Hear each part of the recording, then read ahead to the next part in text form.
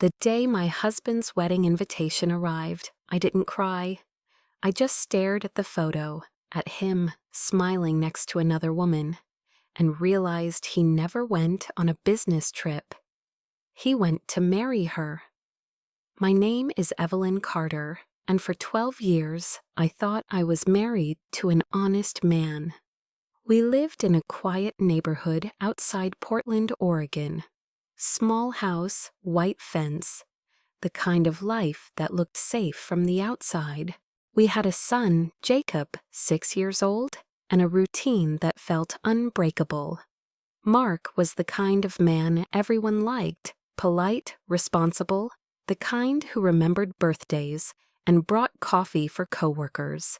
I was proud of him, until I realized I was proud of a stranger.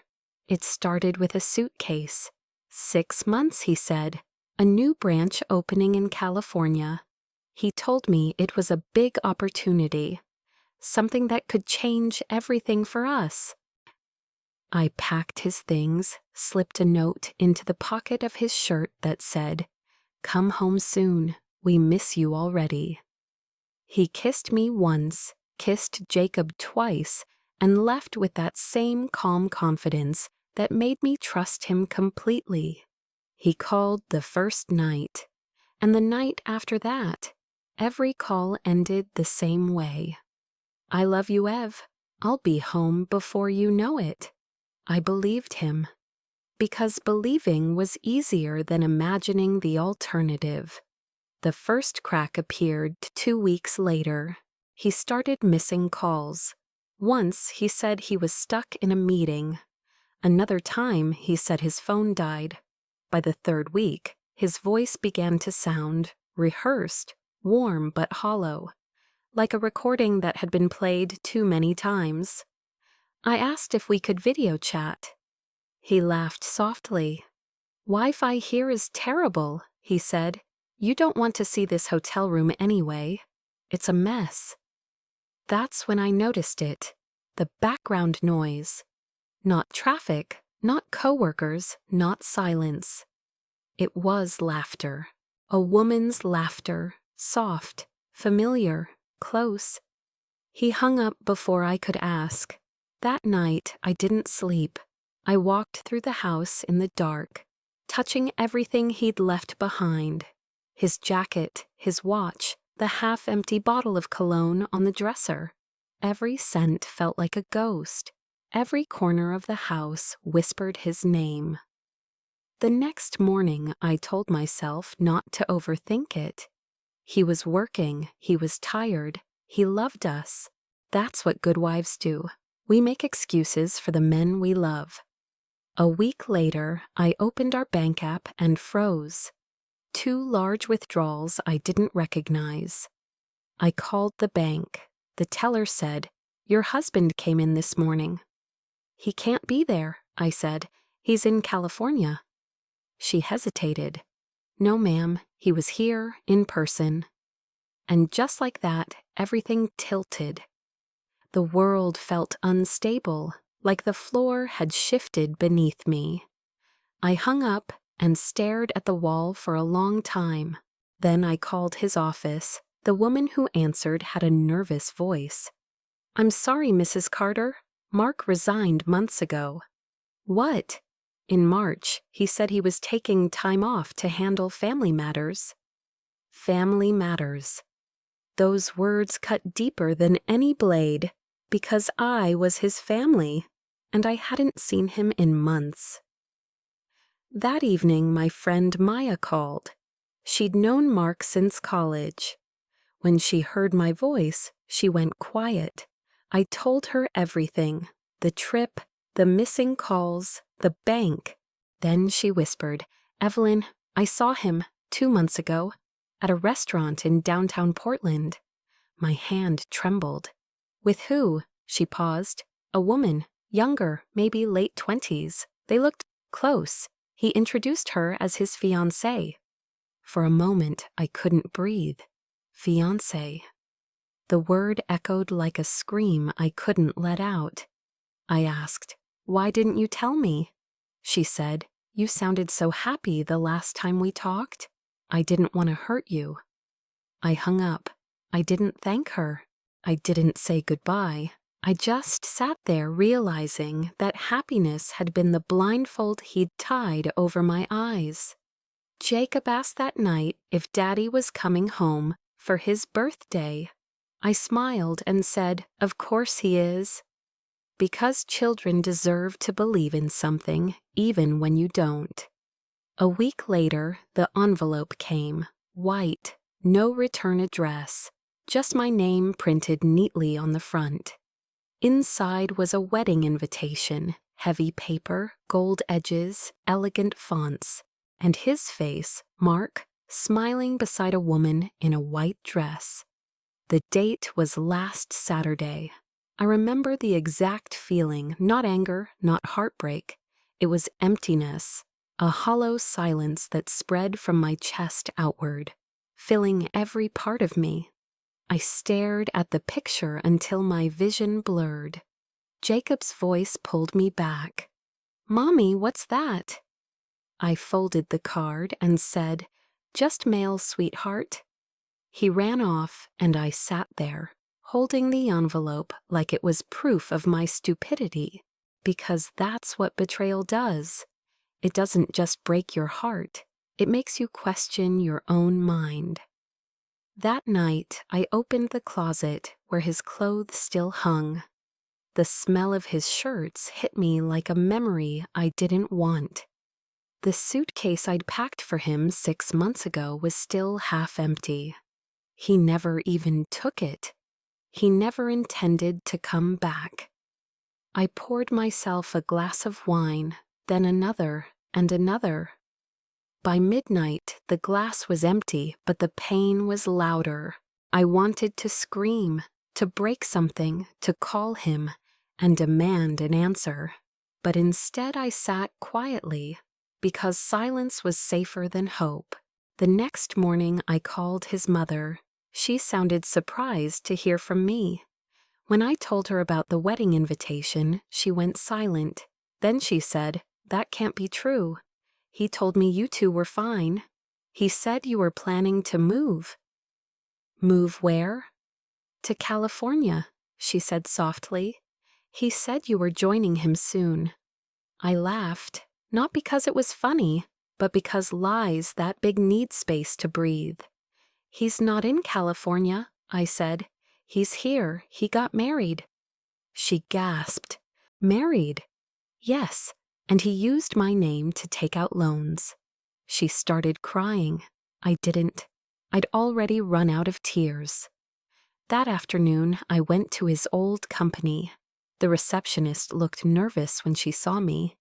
"Mrs. Carter," she said, "I thought you already knew." "Knew what?" "He wasn't working here for months. He used our client list for something personal. We had to let him go." I asked where he went. She didn't answer. But when I turned to leave, she slid a small note across the desk. An address in downtown Portland. "I shouldn't do this," she whispered, "but you deserve to know." That evening, I drove to the address. It was an apartment building, new, modern, expensive. I stood outside for a long time, staring up at the windows. One light was on. I couldn't tell which one was his. I didn't go in. I didn't have to. Just knowing where he was felt like enough pain for one night. When I got home, I found Jacob asleep on the couch, holding the photo of our family he'd taken from the shelf. His little hand was gripping it so tightly that the frame cracked. I took it gently, kissed his forehead, and whispered, "I'm sorry." I was apologizing for things he didn't understand, and never should. Days turned into weeks. I started calling lawyers, banks, even private investigators. One of them found proof, fake signatures, forged documents, my name on loans I never agreed to. He'd used everything, our marriage license, our credit, our trust, to build a new life that didn't include me. Maya came over one night with takeout and said, "You need to rest." I looked at her and said, "Rest is for people who still have homes. I have wreckage." She didn't argue. She just sat beside me while I burned the wedding invitation in the sink. The paper curled and blackened, the gold lettering melting away like the promises he made. When it was done, I felt lighter, but not free. Freedom doesn't come from burning evidence. It comes from facing it. That night, I opened a new notebook and wrote 3 words: "Find the truth." Because if he could lie this perfectly, I needed to know what else he was capable of. I began collecting everything: receipts, bank statements, text logs. Each page told a different version of him. Each lie added up to the man I'd actually married. And yet, beneath all the anger, there was still love, not for him, but for the woman I used to be before he broke her. I looked at myself in the mirror one night and barely recognized the face staring back. Tired eyes, shaking hands. But beneath the exhaustion, there was something new: steel. I whispered to my reflection, "You're done being a victim." The next morning, I drove to the apartment again. I waited in my car until I saw him come out. He looked happy, younger. The woman from the photo was with him. They laughed as they walked to his car, their hands touching like they'd never broken anyone's heart in their lives. He looked right at me for half a second and didn't even flinch. He didn't look surprised. He didn't look guilty. He looked free. That was when I realized something important. He wasn't the only one who had been living a lie. I had too, pretending our love was real long after it had died.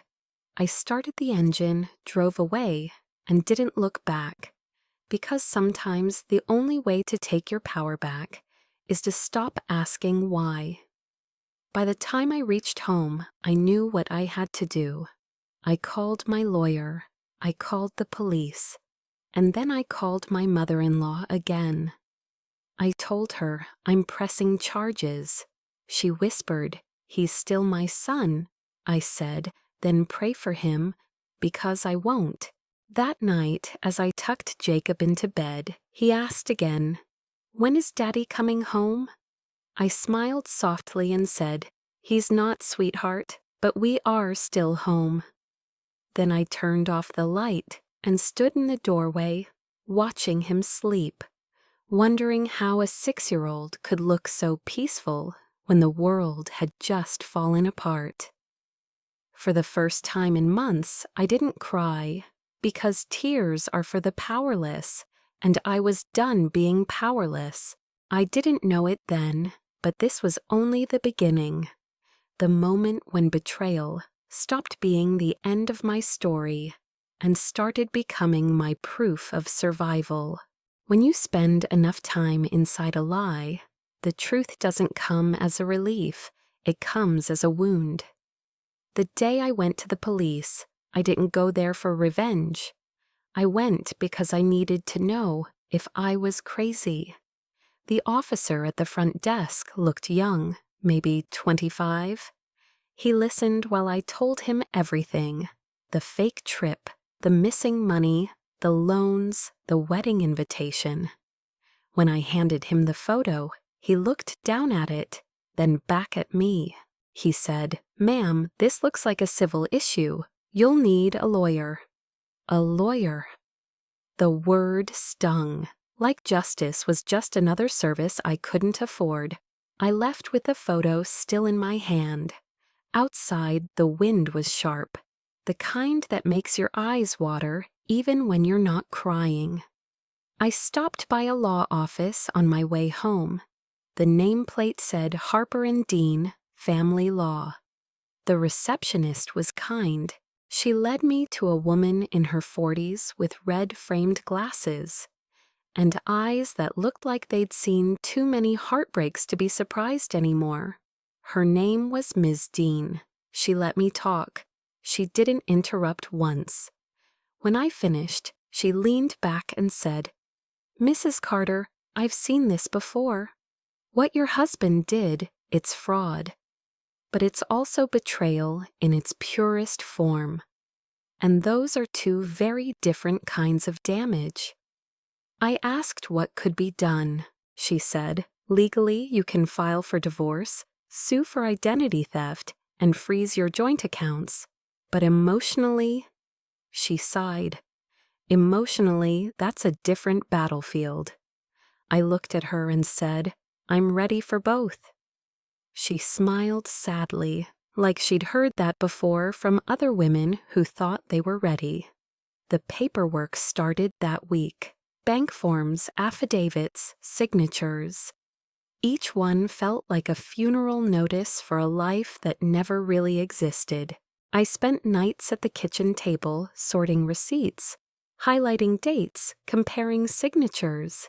His handwriting was everywhere, confident, slanted, full of certainty. I'd once loved that about him. Now it just made me sick.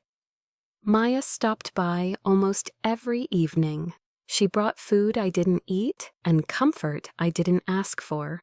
Still, she stayed, because that's what real friends do. One night she said, "Evelyn, do you ever think about why he did it?" I stared at the window. "Because he could," she nodded, "and because you trusted him enough to let him." I didn't respond. There's no comfort in being right about that. Weeks passed. The lawyer filed the petition, the police took my statement, and slowly my name began to separate from his. On paper, at least. But the thing about marriage is, it's not just your name that gets tied to someone. It's your habits, your voice, your memories. Even silence starts to sound like them. One afternoon, I received a call from Ms. Dean. She said, "We found something. You need to come in." When I arrived, she handed me a document, a loan agreement from a private lender. My signature was at the bottom, only it wasn't mine. "He forged it," I whispered.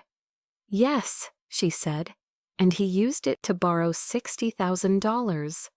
"From who?" She hesitated. "A woman named Claire Jennings." The name meant nothing to me. Until she said, "She's the woman in the wedding photo." Now, kagabuin. I drove home in silence. The air felt heavy, like it knew something I didn't. I poured myself a drink and stared at the wall until it got dark. When the phone rang, it was an unknown number. I answered. A woman's voice said, "Evelyn Carter?" "Yes, this is Claire." The same name that had just been burned into my brain. I didn't speak.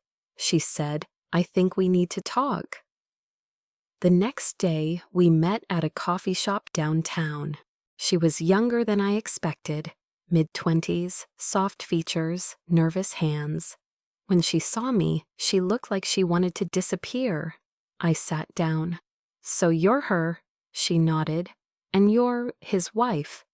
"Was," I corrected. She swallowed hard. "He told me you two were divorced." I laughed, a short, bitter sound. "Of course he did. What else did he tell you?" She looked down.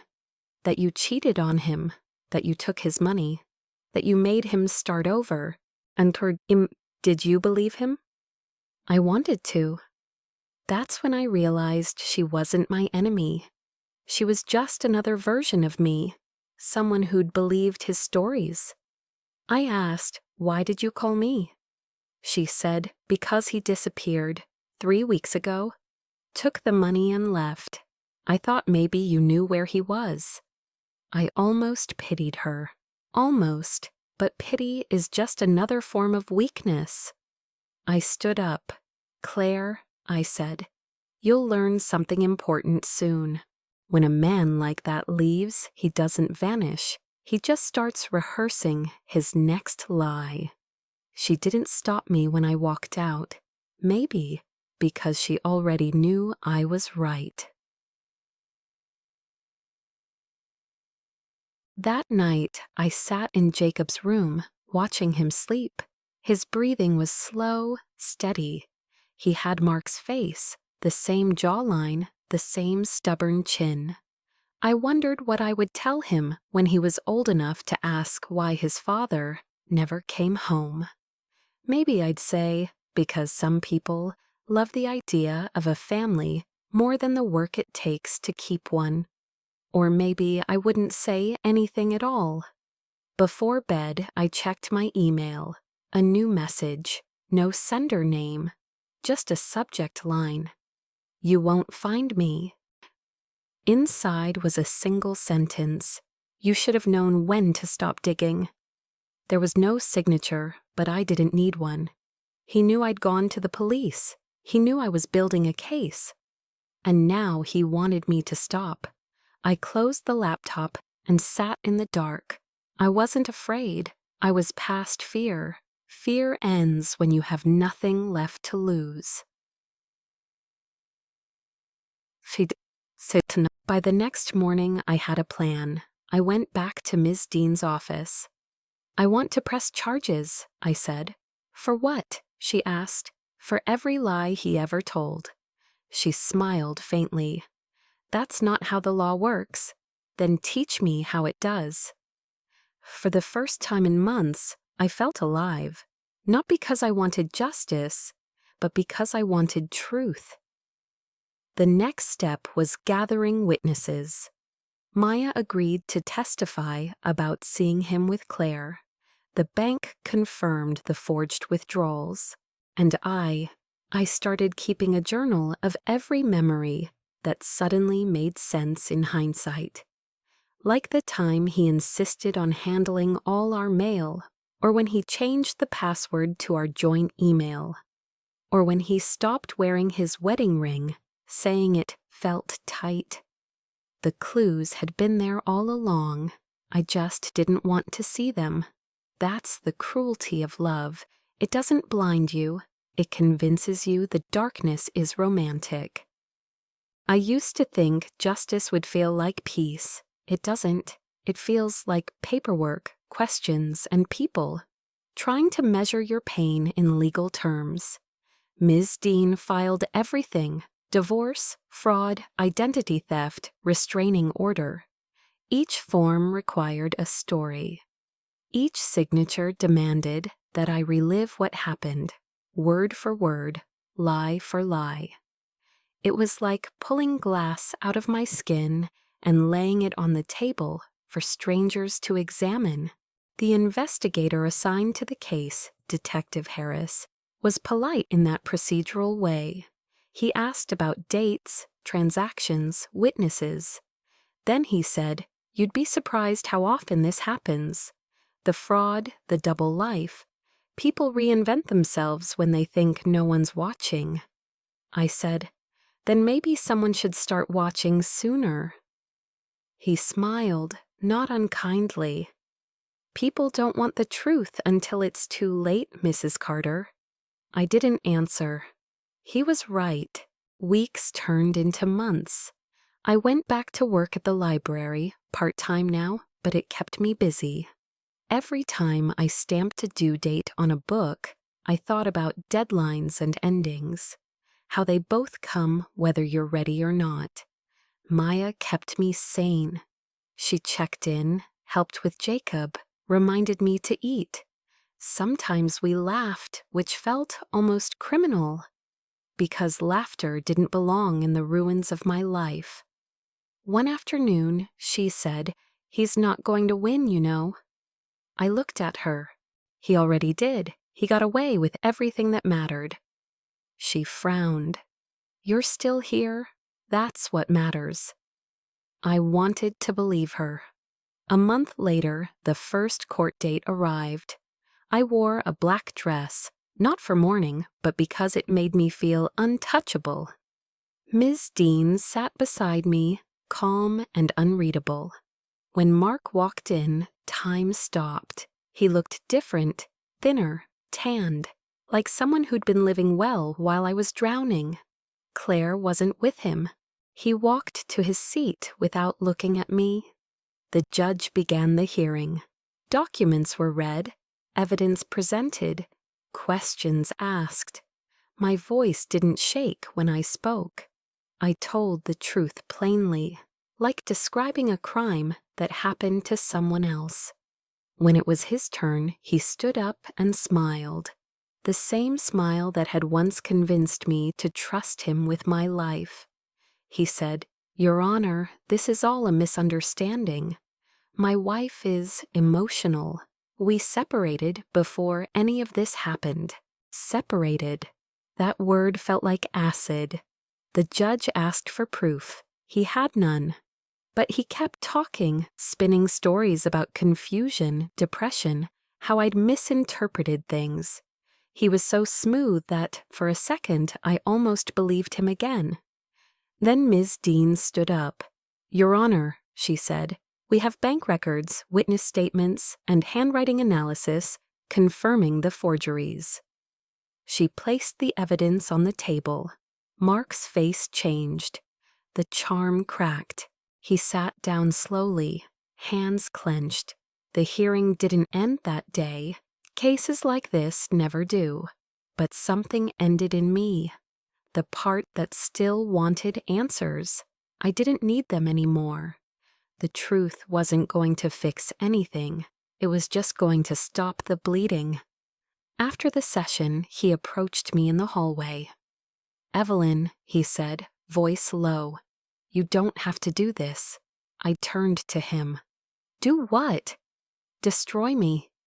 I looked at him, really looked. He wasn't the monster I'd imagined. He was just a man, small, scared, ordinary. That was almost worse. "I'm not destroying you," I said. "You did that yourself. I'm just writing the obituary." He didn't reply. He walked away, and for the first time, I didn't watch him go. That night, I couldn't sleep. I sat at the table with a cup of cold coffee and read through the transcript of the hearing. Every word was sterile, factual, lifeless. A poor translation of what betrayal feels like. There's no legal term for heartbreak, just damages. I closed the file and looked around the kitchen. The walls I once painted with him. The chair he used to sit in. The family photos I hadn't taken down because Jacob still asked for them. The past has weight. It clings to you like humidity. I took one of the photos, our wedding picture, and tore it in half. I didn't feel triumphant. I didn't feel free. I just felt finished.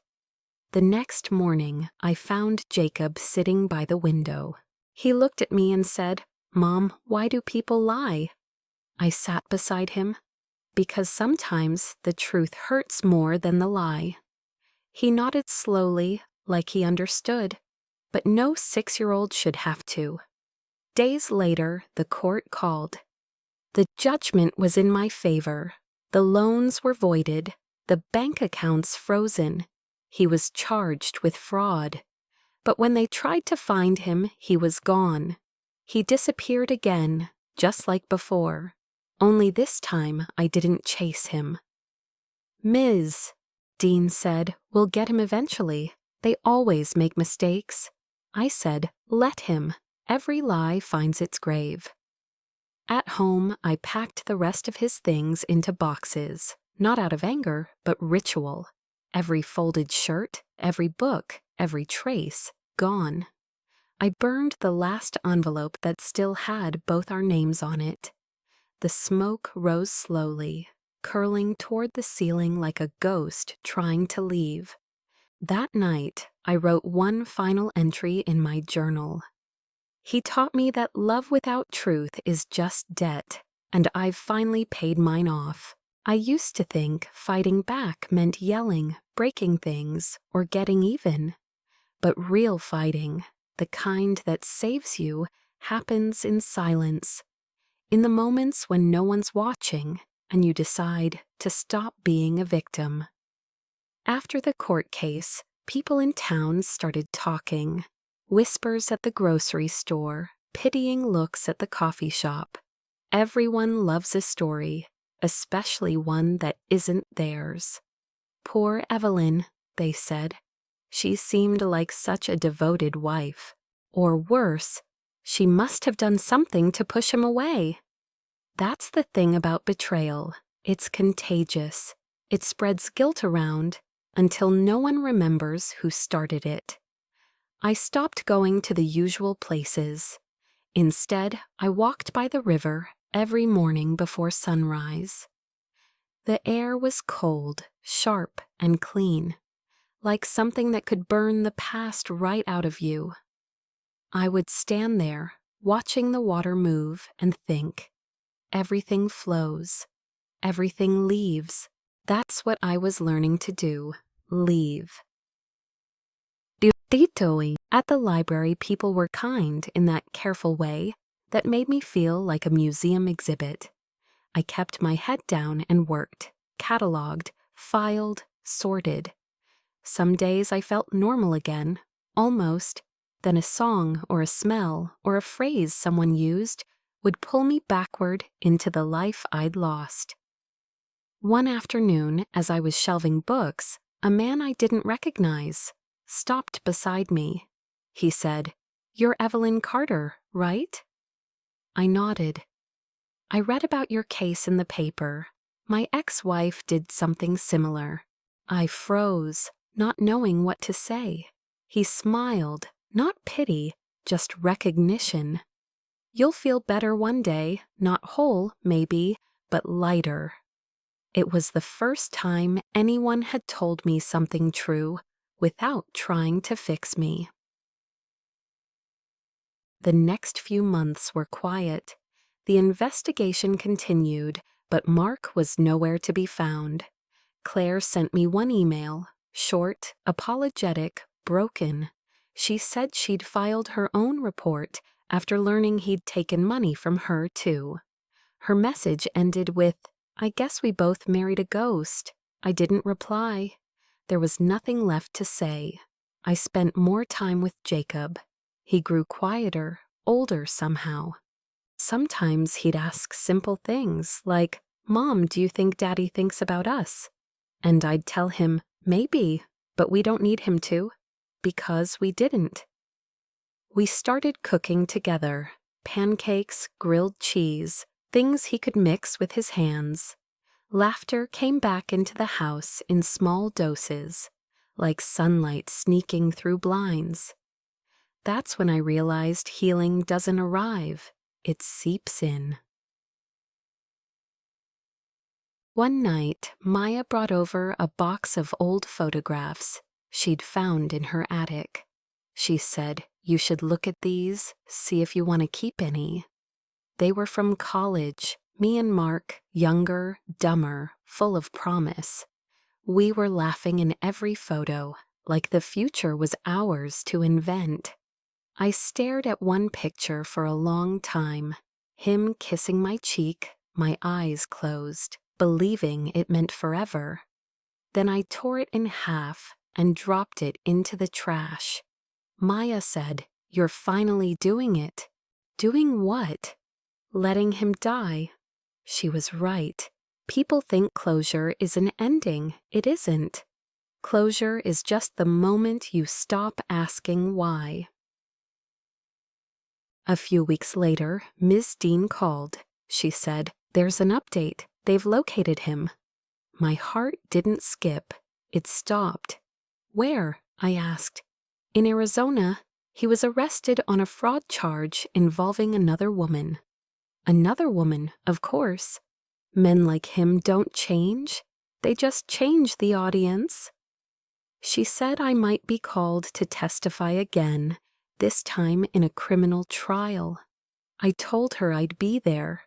For days after, I couldn't stop thinking about what I would say if I saw him again. Would I yell? Cry? No. I decided I'd do what he hated most, stay calm. foreign too.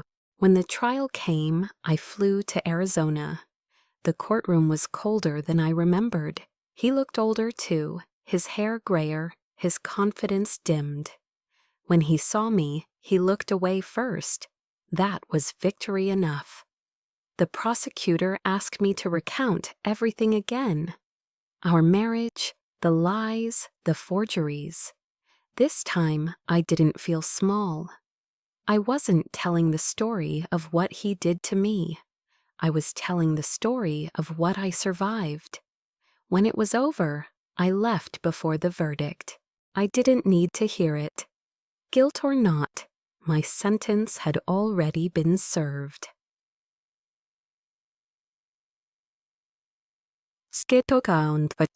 Back in Oregon, I started something new. A small support group at the library. Women who'd been through betrayal, divorce, manipulation. At first, it was just 3 of us, then 6, then 15.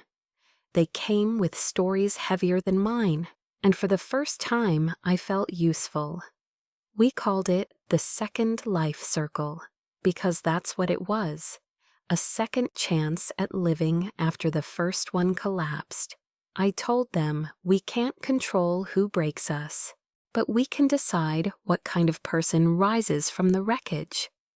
They listened and they believed me. Because I wasn't preaching, I was proof. One evening after the meeting, I walked home under the streetlights, the air cool and calm. I passed the bakery on the corner, the same one Mark and I used to visit on Sundays. Through the window, a couple was laughing over coffee. I stopped for a moment, watching them. Then I smiled, not with envy, but with gratitude. Because I finally knew what I'd learned from all of this.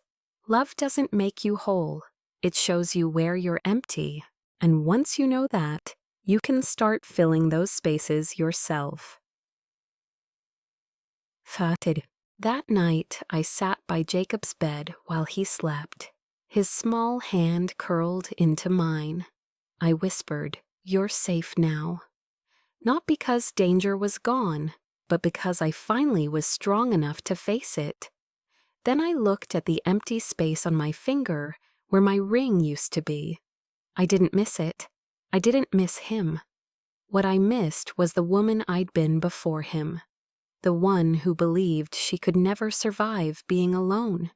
And yet, here I was, alive, stronger, colder, better. When I closed my journal that night, I wrote one last line. I didn't win back my husband, I won back myself. It's strange, the way silence changes once you've survived it. It used to scare me, the quiet. Now it feels like peace. I wake up before dawn most days, the Jacob's asleep. The coffee brews, slow and steady, the way my life moves now. Sometimes I catch my reflection in the kitchen window and think, I don't recognize her. Not because I've lost myself, but because I've become someone new. When people talk about healing, they imagine a moment, one big sunrise after the darkness. But healing isn't a sunrise. It's a flicker that grows, one decision at a time. Some mornings I still feel the ache, the echo of what he did, but it's softer now, like background noise, the kind you stop noticing once you've learned to live over it. The bank finally closed his case. He's serving time, not long, but long enough. The prosecutors sent me a letter asking if I wanted to make a statement. I threw it away. There's nothing left to say. You can't teach remorse to a man who never learned empathy. What he took from me wasn't just money or trust. It was the version of myself who believed pain had to be earned. Now I know better. Pain is inevitable, but suffering, that's optional. Jacob's older now. He doesn't ask about his father anymore. He just asks, "Can we go somewhere new this weekend?" And we do. Sometimes the coast, sometimes the mountains. We've learned that joy doesn't have to be loud to be real. One weekend, we stood on a cliffside watching the ocean crash against the rocks. He said, "It's loud, but it's beautiful." I smiled. "That's life, sweetheart." At night, when I tuck him in, I still whisper the same words I said the day his father left. "You're home. You're safe." Only now I believe it. The women from my group keep meeting every Thursday. There's laughter now. Less crying, more talking about jobs, dreams, futures. One woman, Maria, just opened her own bakery. Another, Janelle, went back to school. We're not broken women anymore. We're rebuilt ones.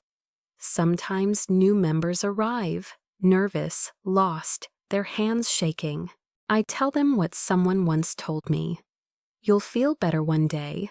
Not whole, maybe, but lighter." And they always look at me like they don't believe it. Just like I once didn't. But they will, because healing doesn't need your belief to happen. It just needs time and truth. Last month, I found something I hadn't seen in years, an old notebook. Inside it said, "No matter where life takes us, I hope we never stop choosing each other." I read it once. Then I closed the notebook and threw it into the fire. Because choosing him was the last mistake I ever made. And choosing myself is the first right thing I've done since. I no longer wear the ring. I no longer keep the photos, but I do keep the lessons. That trust without boundaries is worship.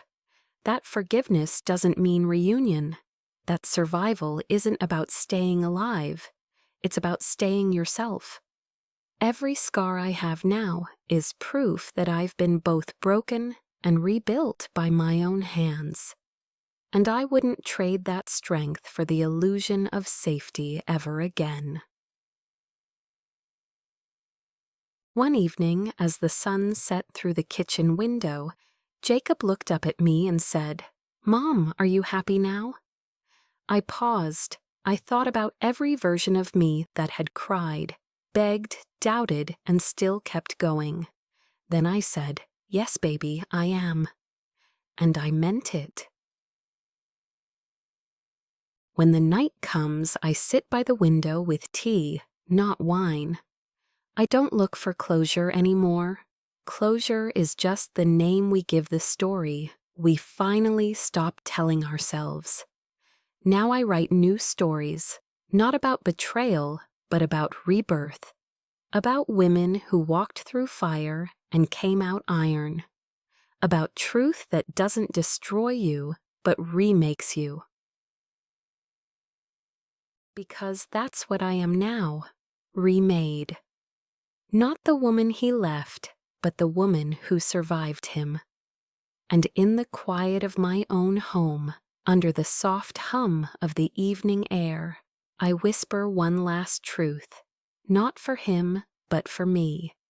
You didn't break me. You revealed me.